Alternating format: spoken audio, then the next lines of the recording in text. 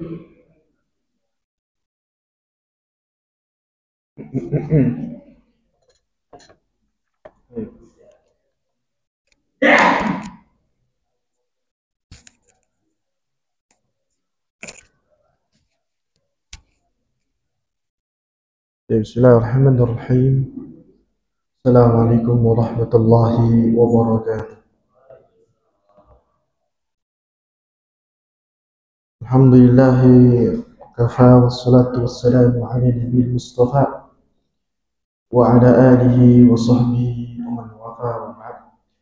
Ma'asyiral muslimin wa muslimat rahimakumullah. Alhamdulillah, segala puji Allah Subhanahu wa taala atas seluruh nikmatnya kepada kita semua, khususnya nikmat yang agung, nikmat Islam, nikmat iman, yang dengan izin Allah kita senantiasa merasakannya sampai dengan detik ini.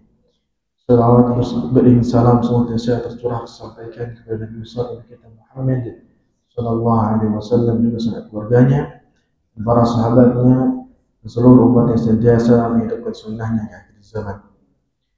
Ma'asyiral muslimin wal muslimat rahimakumullah.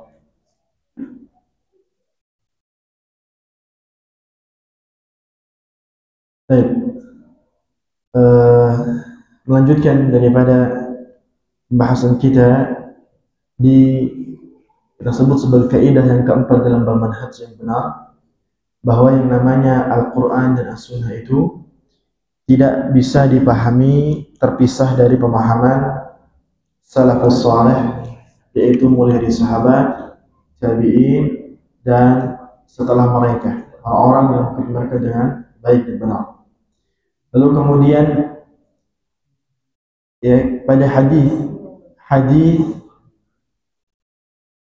riwayat Bukhari dan Muslim dari Aisyah radhiyallahu anha, qalat, dia berkata, tala Rasulullah sallallahu alaihi wasallam, Rasulullah membaca, walladzi anzala 'alaika al-kitaba minhu ayatun muhkamatun hunna ummul kitabi wa ukhra mutashabihat فأما الذين في قلوبهم زيغ فيتبعون ما تشابه منه.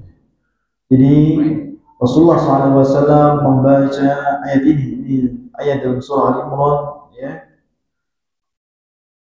yang artinya adalah, dialah Allah Subhanahu wa taala telah menurunkan kepadamu Muhammad Al-Quran, di antara isi dan kandungan Al-Quran terdapat ayat-ayat yang muhkamat, jelas hukumnya, dan mereka adalah ayat-ayat tersebut induknya kitab ini, dan yang selainnya mutasyabihat, yang bermiripan, atau mutasyabihat yang samar hukumnya.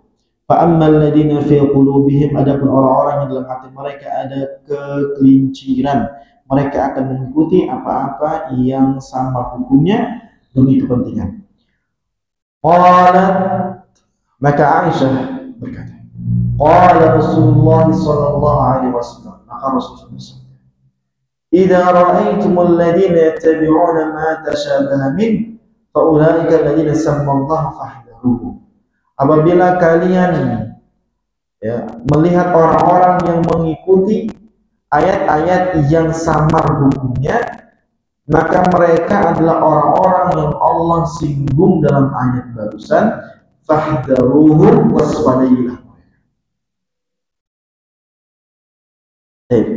Jadi mas muslimin, ini alasan mengapa kita perlu mengikuti pemahaman salaful ummah, salaful saleh. Gak bisa kita mengatakan kita sama-sama makan nasi, atau kita sama-sama manusia, lalu kemudian akal kita sama-sama akal manusia, sehingga kita boleh pakai akal kita untuk menafsirkan kandungan ayat, lalu kemudian mengabaikan penafsiran dari salafus saleh terhadap ayat tersebut. Ini berpedoman kepada akalnya sendiri. Mengapa demikian? Karena ternyata dalam ayat Quran itu tidak semuanya jelas hukumnya. Wah, gimana Quran nggak jelas hukumnya. Ini versi nggak jelas hukum berasal dari kita yang dengan keterbatasan. Kalau dari sisi Quran semuanya jelas. Al-Quran itu tidak ada kecuali pasti jelas, gamblang, tegas. Tapi kalau kemudian ditimbang oleh pemahaman kita, terbagi menjadi dua. Ada yang jelas, artinya memahaminya sebentar kita paham. Ada yang tidak jelas, memahaminya berkali-kali pun kita tidak paham. Itu tergantung pemahaman kita masing-masing. Jadi tergantung akal kita masing-masing. Nah, kalau versi akal kita memang ada dua. Ada yang jelas, ada yang tidak jelas. Misalnya, iyyaka na'budu wa iyyaka nasta'in. Hanya kepadamu ya Allah aku beribadah, menyembah, dan hanya kepadamu ya Allah kami meminta pertolongan, beristi'anah, meminta pertolongan. Jelas ya? Kemana kita mau beribadah? Kemana kita mau minta tolong? Jelas kan? Kepada Allah. Ini yang jelas. Ada ayat yang mungkin tidak jelas. Innallaha ma'akum. Sesungguhnya Allah bersama kalian. Haitsuma kuntum.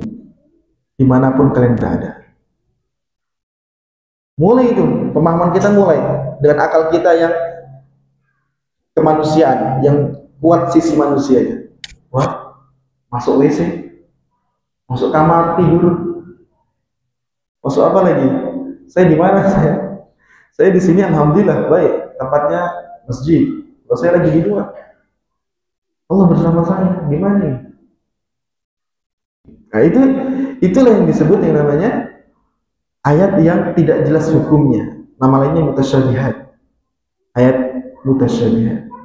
Nah, ini kita tidak, disinilah kita tidak bisa mengedepankan akal kita. Karena kita tidaklah orang yang hadir di saat Quran itu. Kita bukanlah sosok yang paham bahasa Arab betul, jazakallah. Bahasa Arab betul sebagaimana orang yang menerima Al-Quran dahulu kala, yaitu orang Arab asli, Quraisy asli. Tidak paham betul bahasanya, tidak hadir saat diturunkannya. Maka untuk itu tidak bisa kita gunakan akal sekarang atau akal orang-orang yang 20 tahun sebelum kita, atau mungkin beberapa ratus tahun sebelum kita. Kita harus langsung lebih jauh kembali untuk menafsirkan ayat ini, memahamkan ayat ini, ayat mutasyabihat kepada sahabat Rasul, ya, dan murid-murid mereka dari tabi'in, atba' tabi'in yang benar-benar ya baik dalam mengikuti mereka. Mengapa? Karena mereka orang Arab, sahabat Rasulullah, Quraisy rata-rata. Yang kedua, karena mereka adalah orang yang hadir di saat turun. Dia tahu kapan tempatnya, dia tahu kapan kondisinya, dia menguasai semuanya. Sehingga pemahaman ayatnya sesuai dengan apa yang dimaksud dalam ayat tersebut. Lalu kemudian ayat itu dinukil tafsirnya kepada murid-muridnya tabi'in dengan riwayat. Dinukil dan seterusnya. Baru sampai ke kita. Nah, itulah yang kita ambil. Oleh karena kita tidak akan mungkin bisa lepas dari pemahaman salafus saleh. Berarti kesimpulannya muslim mana saja, entah dia tergabung di ormas apa, kalau dia muslim, dia butuh tafsir Quran, dia harus kembali ke salafus saleh. Oh, nggak mau, karena nggak bisa ya. Nggak bisa, karena kalau kayak gini nanti ya kita akan salah memahaminya. Baik. Apakah terbukti ada kesalahan yang terjadi dalam memahami ayat yang mutasyabihat? Di antara contohnya tadi, wa huwa ma'akum aina ma kuntum wallahu ya'lamu wa antum la ta'lamun. Dan dia Allah bersama kalian dimanapun kalian berada. Allah tahu dan kalian tidak tahu. Jadi dipahami oleh sebagian kaum muslimin, Allah menyatu dalam jasad manusia. Bukannya jasad sebenarnya. Allah menyatu kepada benda. Wahdatul wujud itu adalah yaitu bersatunya Allah dengan sesuatu barang. Entah tubuh manusia, entah dinding, entah pintu, entah kendaraan. Sehingga semua adalah hal. Karena Allah bersatu. Berarti semua adalah roh. Sehingga semua disembah. Parah itu. Dan itu adalah ujung parah. Mendekati itu, ya, dia simpulkan Allah di mana-mana. Termasuk di jasad. Karena paling mudah dengan akal dia Allah bersama kalian dimanapun kalian berada. Paling mudah di akal dia adalah itu. Makanya akal siapa yang dipakai sekarang? Nah untuk itulah kalau kita kembali kepada salaful ummah, maka kita akan dapatkan diriwayatkan dari ini dari Abdullah bin Abbas. Abdullah bin Abbas mengatakan itu adalah ilmunya Allah yang udah kita ikut, ternyata riwayatnya nyampe Ibnu Abbas bilang ilmu Allah bukan jasadnya Allah, bukan zatnya Allah. Maaf, bukan zatnya Allah, tapi ilmunya Allah, bukan zatnya. Makanya kemudian dikorelasikan ayat setelahnya, tentang ilmu Allah itu di mana-mana. Ya Allah tahu dan kalian nggak tahu, kalian nggak ngerasa tapi Allah tahu. Jadi zatnya Allah tetap dalam ketinggian, tapi ilmunya di setiap keadaan. Nah, gitu kan. Jadi ini gambaran buat kita, ya. Kita tidak bisa berlepas daripada pemahaman salaful ummah. Khususnya dalam ayat Al-Quran, khususnya dalam hadis-hadis Rasulullah SAW. Maka yang terbaik dalam belajar kita ini sekarang ini ayat Quran dan hadis, ya, apa tafsirnya dari salafus saleh? Apa tafsirnya daripada salafus saleh? Gimana Ustaz fenomena tafsir Ibnu Katsir, tafsir As-Sa'di As-Tabari? Tafsir-tafsir yang pernah ditulis oleh ahli-ahlinya sampai dengan hari ini. Baik. Semua itu adalah tafsir salafus saleh jika mereka mengutip riwayat-riwayat salafus saleh dalam tafsir. Dan antum akan melihat itu dalam kitab Ibnu Katsir. Apalagi dalam Ibnu Jarir At-Tabari, tafsir At-Tabari. Kamu akan dapat. Karena itulah mereka disebut sebagai sumbernya tafsir. Karena riwayat-riwayat terkumpul di situ semua. Tafsirnya mereka riwayat. Tafsirnya mereka riwayat. Kalau kita memang nggak punya kitabnya, tafsir Tabari, tafsir Ibnu Katsir, cek saja di di Google. Bahasa Arabnya Jujel atau Google. Jim to G. Antum ketik ayat tafsir, muncul tuh nanti file website tentang website yang mengumpulkan file tafsir Tabari. Itu semua itu maksudnya riwayat dari Abdullah bin Mas'ud, dari Abdullah bin Abbas, dari Rasulullah SAW. Maknanya begitu. Atau nanti dari bahasa Arab murni, bahasa Arabnya Quraisy gini maksudnya. Jadi seperti itu dia. Kemudian an Abdullah bin Umar radhiyallahu anhuma qala, ini kemarin ya, al-khawarij syarrul khalqi 'inda Allah, intaliqu ila ayatin nazalat fil kufari faj'aluha fil mu'minin. Kelompok atau sekte khawarij ini adalah apa ini? Ya, seburuk-buruk ciptaan di sisi Allah Subhanahu wa taala. Kata siapa? Abdullah bin Umar, ya. Bukan kata saya nih, ya. Abdullah saya nukil aja dibaca.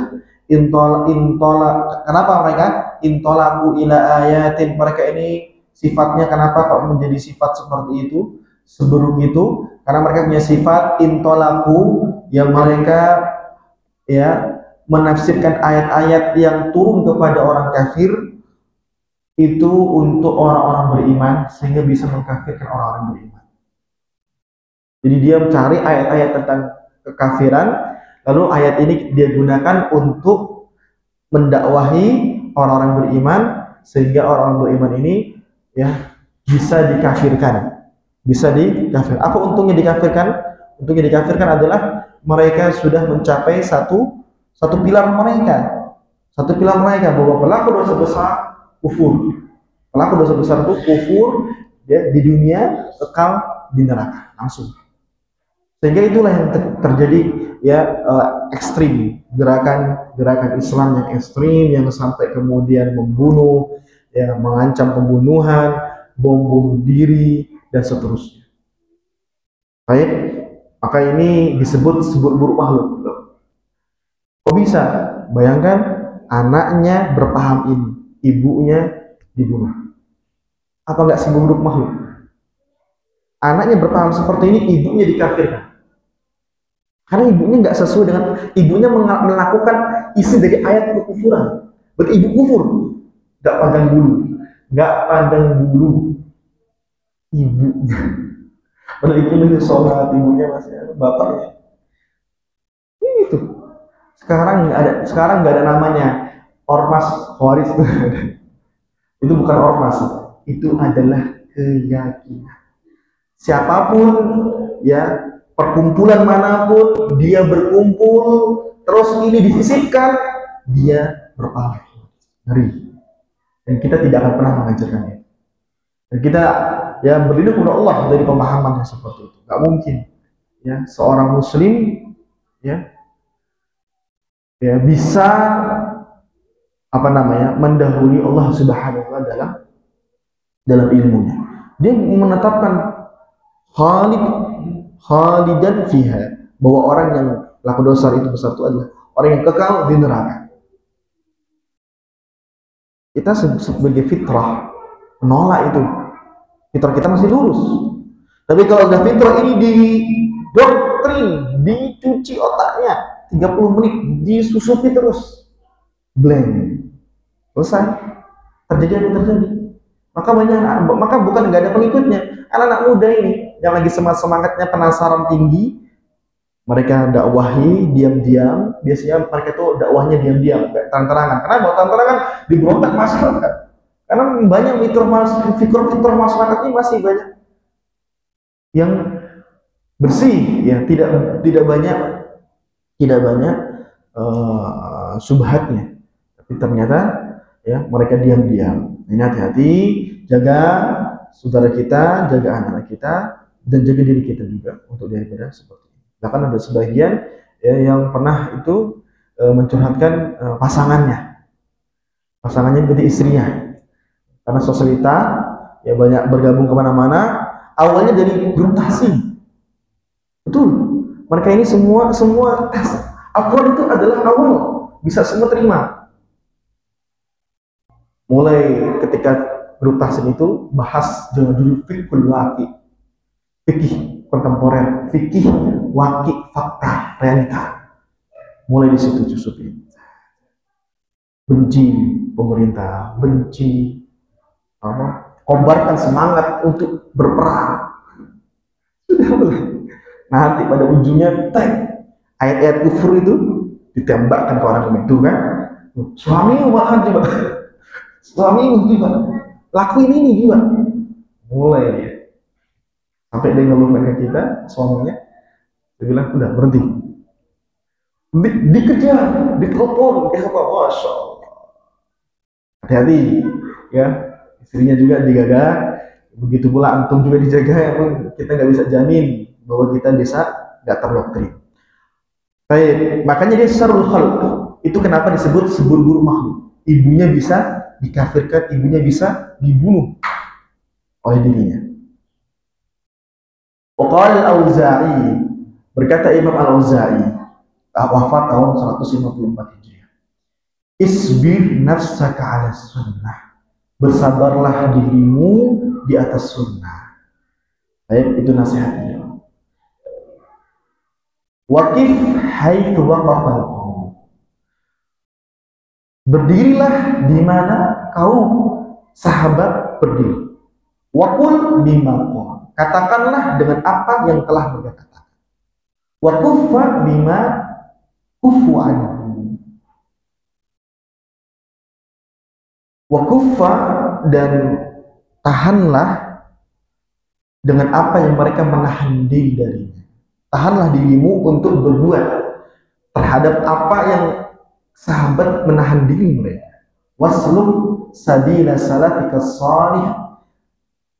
Tempuhlah, titilah jalan salafmu yang saleh.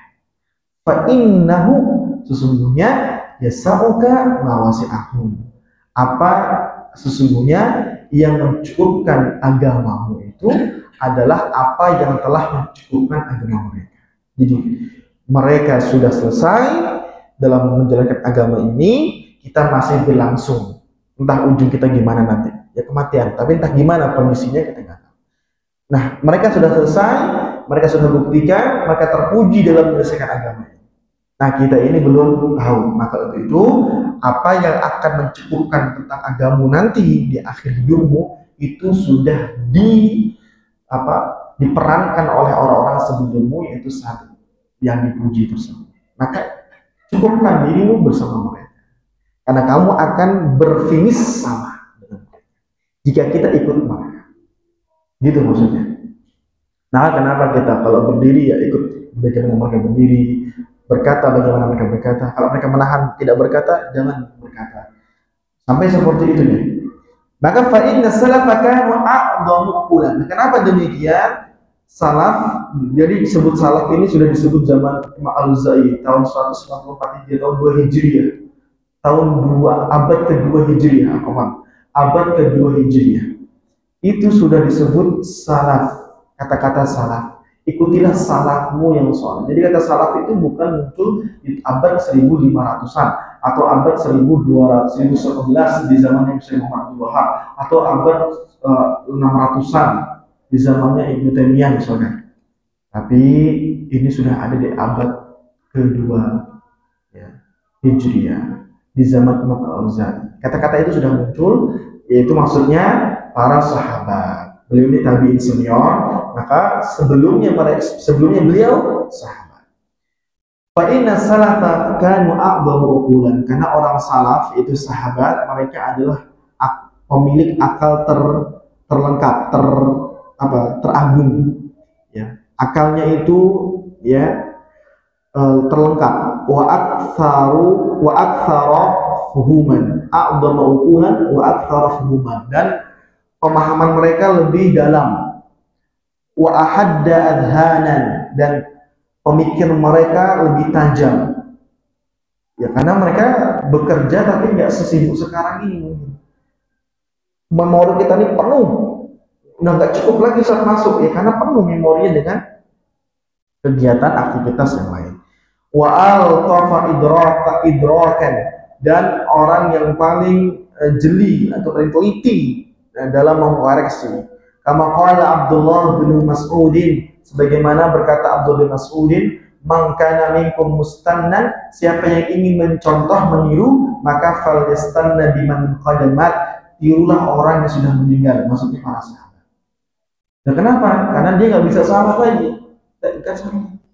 Apalagi sudah meninggal dipuji oleh Allah, radhiyallahu anhum wa radu an. Itu ayat itu apa isinya? Radhiyallahu anhum wa radu. Allah ridho kepada mereka. Jadi ridho akan meninggalnya mereka, ridho akan agama mereka, ridho dengan ibadah mereka. Allah ridho kepada mereka, mereka telah ridho kepada Allah sebelumnya.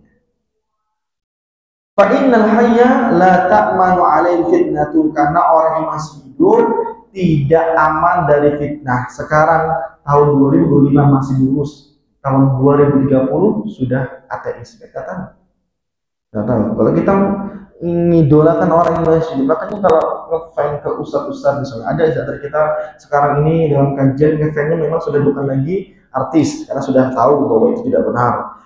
Kemudian ganti sekarang fan ke ustadz masih hidup dia bisa menyimpang di akhir hidupnya, kita nggak tahu. Karena orang yang masih hidup, kaidahnya tidak aman dari fitnah. Yang aman cuma satu, yang mati sudah meninggal dunia. Jadi ustadz yang sudah meninggal dunia itulah yang kemudian kita idolakan. Kalau kita ingin mengidolakan seorang ustadz. Tapi kalau masih hidup, ya tahu diri. Kita harus paham bahwa fitnah itu masih terus menyerangnya, menerornya. Kapan dia lengah, dia akan. Justru kita doakan saja, tak perlu kita idolakan. Tapi kita justru kalau ingin mengidolakan sekali lagi sosok ustadz, misalkan satu pengajar, maka yang ini yang sudah meninggal dunia. Fa innal hayya la ta'manu al-fitnah. Ulaika ashabu Muhammadin. Nah, mereka ini adalah yang dimaksud di sini ashabu Muhammadin. Abaru hadil ummati quluban, yaitu sahabat-sahabatnya Muhammad SAW adalah pemilik umat, pemilik hati yang paling baik, paling berbakti. Wa amaquha ilman, yang paling dalam ilmunya. Wa aqalluha taqallufan, yang paling sederhana kehidupannya, tidak banyak tuntutan. Tidak banyak tuntutan, jadi tidak banyak kesibukan, tidak banyak tuntutan dalam hidupnya. Gak seperti sekarang ini, ya banyak sekali tuntutannya. Qaumun ikhtarahumullahu li suhbati nabihi, mereka adalah kaum yang Allah pilih untuk menjadi sahabat nabinya, wa iqamati dinihi, menegakkan agamanya, fa'rifu lahum haqqahum, kenalilah bagaimana hak mereka. Apa hak mereka yang pertama? Kalian tahu? Haknya para sahabat yang pertama kali apa? Doakan mereka. Rabbana ighfir lana wa li ikhwanina alladhina sabaquna bil iman. Ya Rabb, ampunilah kami dan saudara-saudara kami yang telah dahulu beriman dari kami, yaitu para sahabat Rasul.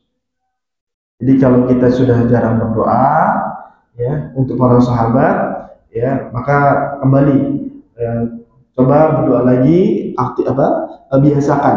Lalu yang kedua adalah tarahum. Iya, tarahum itu adalah menjaga nama baik mereka. Menjaga nama baik mereka. Setiap disebutkan nama sahabat yang terbesit dalam benak kita, kemuliaan, kehormatan. Abdullah bin Mas'ud mulia. Langsung dalam diri ini terbesit kemuliaan. Abu Bakar As-Siddiq, ya, Umar bin Khattab, Utsman bin Affan, Ali bin Abi Thalib, langsung terbesit. Tapi kalau tidak, maka ya kita menghilangkan ya, poin kedua dari menghormati mereka. Dua itu yang dua poin menghormati para sahabat yang perlu kita perhatikan. Doa dan menghormati ketika nama mereka disebut atau sosok mereka diucapkan. Watamassak, artinya menjaga diri mereka, menjaga kehormatan mereka. Watamassaku bihadihim. Nah, baru yang ketiga ya, perintahnya adalah pegang erat petunjuk mereka. Fa innahum kanu 'alal hudal mustaqim, karena mereka sudah di atas ya petunjuk yang lurus. Wa qad tawataratin nusus 'an Nabi sallallahu alaihi wasallam bi anna khairal quruni hadil ummati al-qarn bi anna khairal quruni hadil ummati al-qarn alladhi ba'atha fihim bu'itsa fihim, yaitu telah tawatarat banyak nas-nas dari Nabi yang menyebutkan sebaik-baik generasi umat ini generasi yang Nabi diutus di tengah-tengah mereka. Kemudian yang setelah mereka dan setelahnya mereka lagi. Wa 'azamul fadaili, dan sebegitu keutamaannya sahabat, fadilatul ilmi wal iman, yaitu adalah keistimewaan ilmu dan iman mereka. Fahum a'lamul ummah, mereka orang yang paling tahu umat. Tahu nggak? Di tengah-tengah kayak gini, antum akan temukan di kitab-kitab ya orang-orang yang sudah terpengaruh paham liberal. Itu nanti di tulis mereka itu, di kitab-kitab mereka itu sudah mulai akan banyak Anda baca temukan lafaz bahwa sahabat itu ya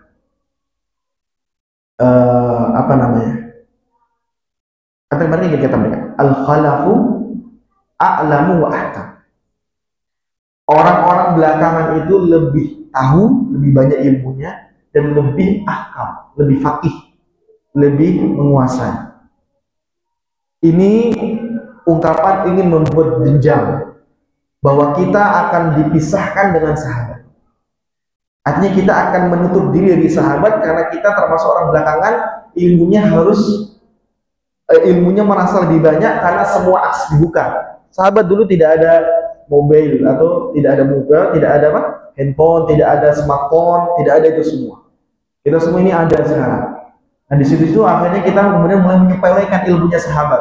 Ilmu sahabat paling tahu-tahunya 1, 2, 3 poin. Kita buka akses semua internasional, kita tahu ilmunya. Disitulah yang sedang digembar-gemborkan. Antum buka aja, antum akan dapat itu. Simple banget. Dan ini dinukil-nukilkan dalam kitab-kitab seperti ini. Ya, kalimat-kalimat itu untuk supaya kita mengerti. Makanya kenapa kalimat tadi itu dikuatkan betul. A'lamuhum a'maquhum ilman, yang paling dalam ilmunya, wa aktsaruhum fahfuhuman, yang paling banyak paham. Kenapa demikian dibahas seperti ini? Untuk membantah yang sudah teredar. Jadi sangat disayangkan jika ada anak-anak kaum muslimin yang mereka adalah namanya Abu Bakar, kadang nama dia Abu Bakar, kadang nama dia Umar, tapi ternyata dia baca buku ini, dia menerima pemahaman yang menyimpang tadi. Apa itu? Bahwa orang-orang belakangan ilmunya lebih dan lebih menguasai daripada para sahabat. Dalam masalah apa Ustaz? Sama teman dunia. Baik. Dalam masalah dunia jelas, ya. Ilmu kita tentu lebih luas. Teknologi berbeda dengan zaman dulu. Ini dalam masalah agama. Cuma masalahnya mereka itu menggunakan ini semua untuk menghalangi agama. Ya harusnya mereka mengatakan fair dengan jujur bahwa memang kemajuan kita itu ilmunya dalam urusan dunia. Dan dunia ini tahu apa? Kemuliaan. Bukan. Dunia ini bukan kemuliaan. Dunia ini apa? Dunia didunui. Dunia disebut dunia karena kehinaan. Kita maju dalam ilmu dunia. Dunia itu disebut dunia karena didunui, karena kehinaannya. Makanya kalau seandainya di dunia itu seberat satu sayap nyamuk, maka orang kafir tidak akan kasih minum oleh Allah.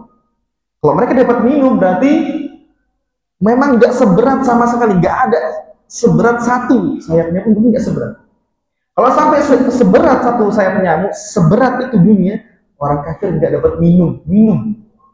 Mereka punya apartemen sekarang, bahkan mereka punya tambang-tambang besar itu.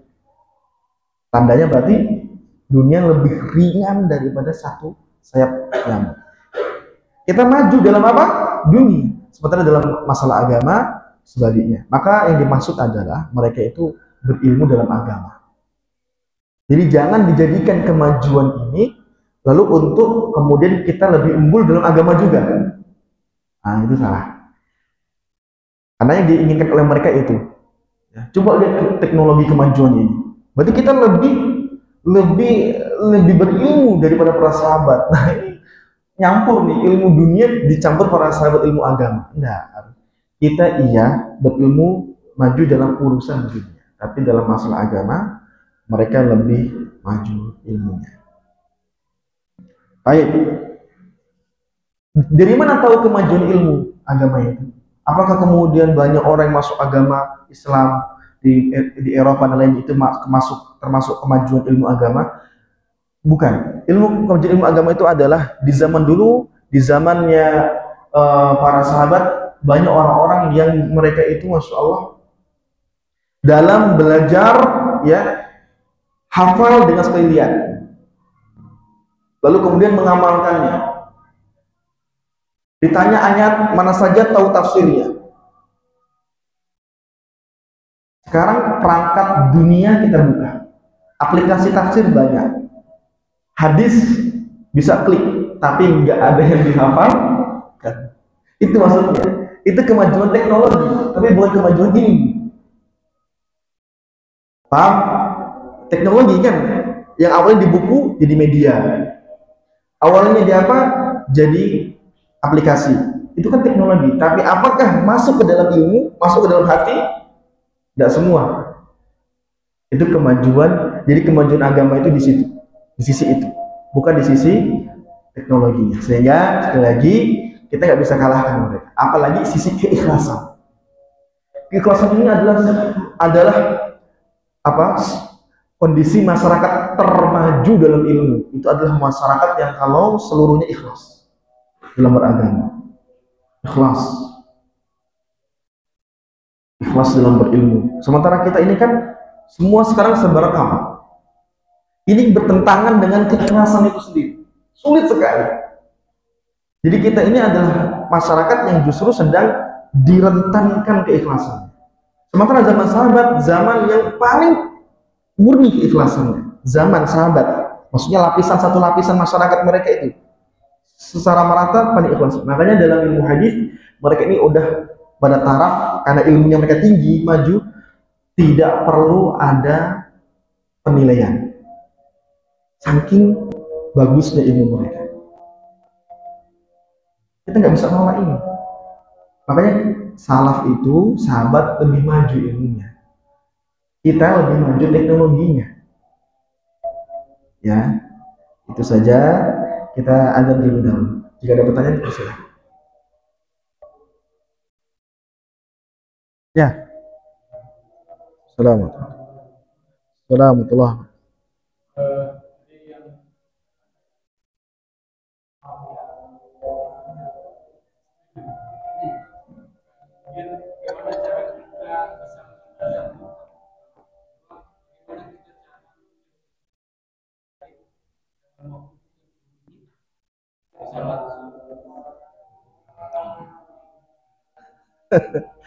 Azan dulu deh, azan dulu. Ya, azan dulu. Biar kita mengimbangi mereka.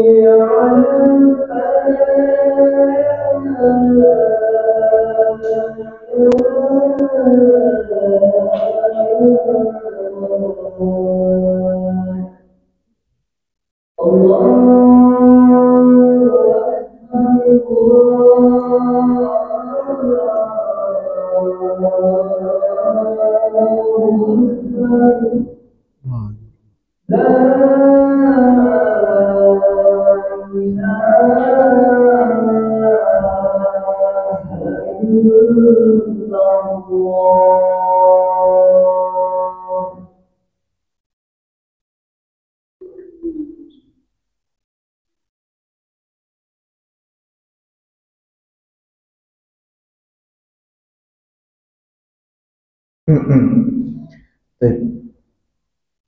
Ya, sebelum menjawab pertanyaan yang telah disampaikan, sedikit kami lanjutkan lagi, menunjukkan kemajuan ilmunya sahabat itu bahwa lam yad'u turuqal mubtadi'ata al-madmumata ajazan anha, bahwa mereka tidak pernah membiarkan, ya, aliran yang menyimpang satu saja kecuali dilemahkan langsung. Balkanu kama qala Umar bin Abdul Aziz, mereka ini kaum sebagaimana kata Umar bin Abdul Aziz tabi'in, ala kasfil umuri aqwa, mereka adalah orang yang paling jeli membedah sesuatu, sehingga ketika itu kita bisa perhatikan di zaman Rasulullah SAW, ya, lalu di zaman Abu Bakar, ketika Rasul meninggal dunia, Abu Bakar, Umar, belum muncul penyimpangan, belum muncul, maksudnya belum muncul yang kita dapati sekte-sekte Islam menjadi beberapa sekte. Baru muncul satu orang, ya, yang kemudian menusuk Umar. Lalu baru di zaman Utsman muncul sekelompokan. Di zaman Ali kelompokan itu mungkin makin berkembang jadi jamaah, tapi tidak banyak, dan itu mereka sudah dikenali. Di zaman Rasul sendiri juga sudah ada sebenarnya. Di zaman Rasul itu sudah ada namanya Abdullah bin Ubay bin Salul, gembongnya orang munafikun. Dia bawa 300 orang untuk kembali bersama dia, tidak ikut perang. Berhasil. Abdullah bin Ubay bin Salul. Maksudnya adalah di zaman itu orang-orang yang punya aliran menyimpang daripada Rasul dan para sahabatnya diketahui dan dapat dibeberkan, dan jumlah mereka sedikit. Sekarang ini Islam bukan tentang Madinah kota segitu atau Mekah. Islam tentang satu alam internasional. Di sini, di sana, di sini, di sana. Jambi saja seluas ini. Itu begitu banyak. Nah, makanya kemajuan ilmu itu tidak apa? Tidak memumpuni, ya, tidak efektif di zaman kita ini. Kemajuan ilmu agama kita. Kenapa? Ketika kita ingin belajar ilmu agama dalam, kita sudah mulai dituding-tuding dengan fitnah. Lalu kalau kita mau kemudian belajar ilmu lebih dalam lagi, kita mulai dihalangi dengan adanya aliran-aliran yang baru yang ternyata kita kira ini berilmu, ternyata justru malah makin jauh dari ilmu. Jadi banyak hal yang membuat kekacauan. Jadi bahasanya itu loh, kebangkitan ilmu kita tuh mau bangkit tapi dihalang-halang dengan aliran-aliran yang buahnya itu. Nah, zaman itu tidak ada. Di zaman itu terus naik aja.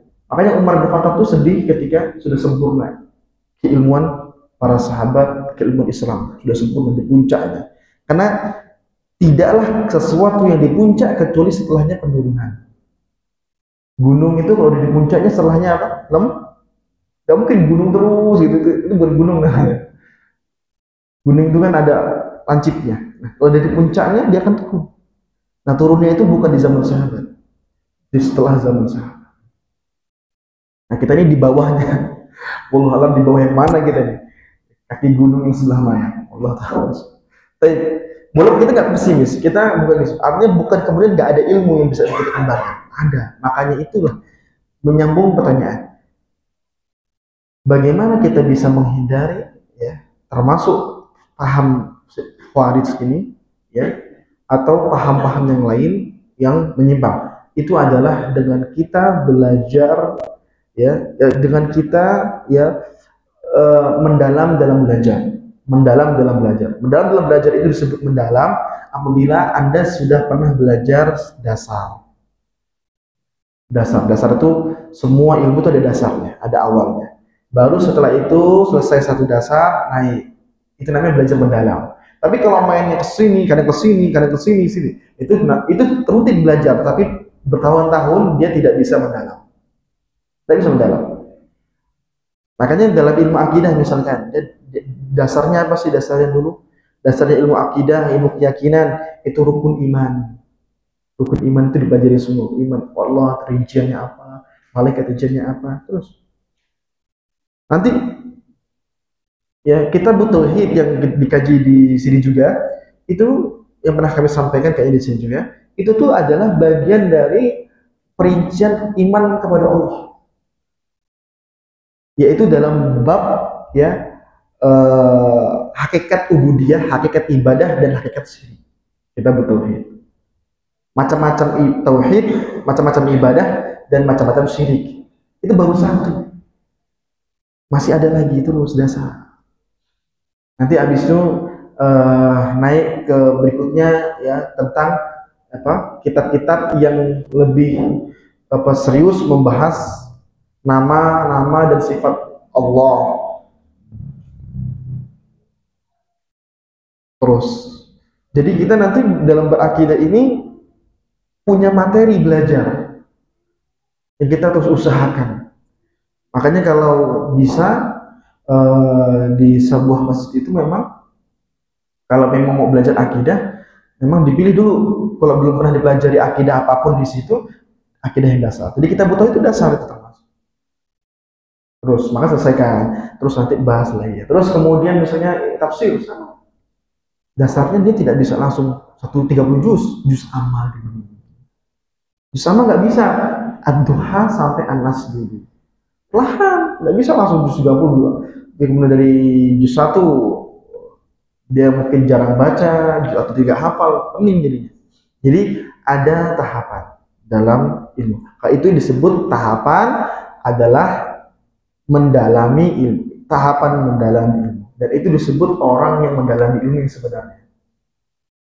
Jadi ya DKM juga ya, bisa disarankan kepada pengajian itu nanti dibuat memang apa namanya tahapan atau kurikulum dalam pengajian. Nah ini adalah salah satu, ini kami nukil, kami ringkas dari satu ceramah Syekh ya Murid Syalbani, beliau Dr. Ziyad, Profesor Dr. Ziyad Abadi.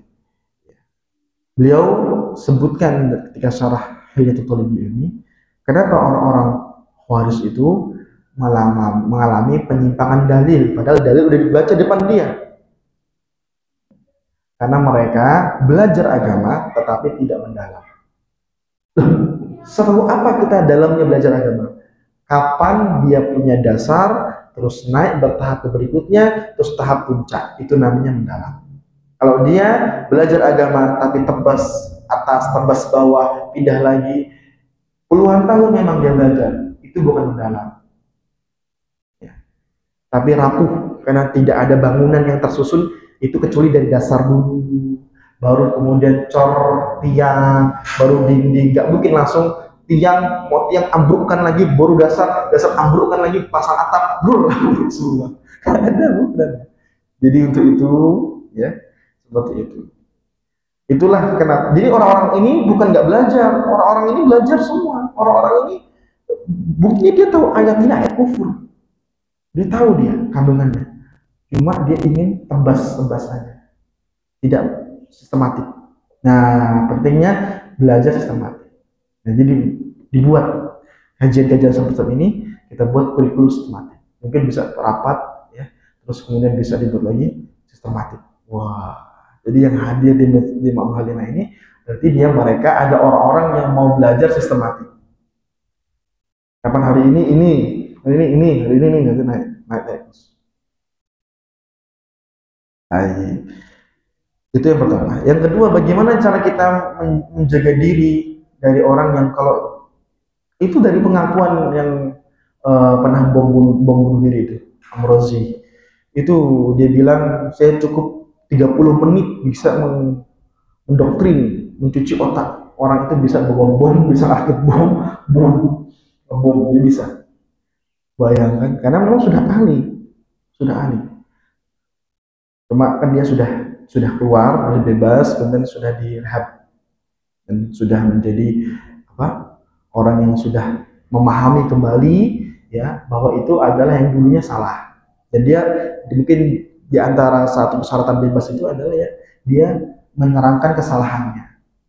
Dia sebut itu. Nah, ini maksudnya adalah memang Bagaimana kita bisa menghindari seperti itu? Bahwa kita harus kenali kondisi yang mereka gunakan.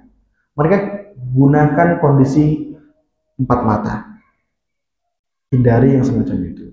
Dakwah itu terbuka, tidak ada yang tertutup. Kalau itu benar, ilmiah, bisa dicek bersama, bisa dikaji bersama. Kalau keliru, bisa dikoreksi bersama. Siapapun yang nemu keliruan dalam kajian ini, bisa nanti menghubungi koreksi bersama. Itu namanya dakwah, terbuka ilmiah. Tapi kalau dakwah punya kepentingan dan hasutan, empat mata. Didatangi terus di rumahnya, diapelin, nah kayak gitu. Kalau udah ketemu kondisi semacam ini, pergi, enggak. Jauhi, karena itulah bibitnya. Allah Ta'ala. Begitu? Pernah kita ada yang kita apeli, kita datang ke rumah hantu mungkin berkali, nggak pernah, nggak ada. Dakwah kita terbuka. Datang ke masjid, kita dakwah di masjid. Ya, mau dengarkan, mau sambil mencatat, mau apa, silakan semuanya. Karena ini bisa dinikmati bersama, bukan karena ingin menghasut atau mencuci otak. Itu beda sekali. Jadi itu kenali kondisinya, insya Allah kita akan terima. Masya Allah. Cukup demikian. Wassalamualaikum warahmatullahi wabarakatuh.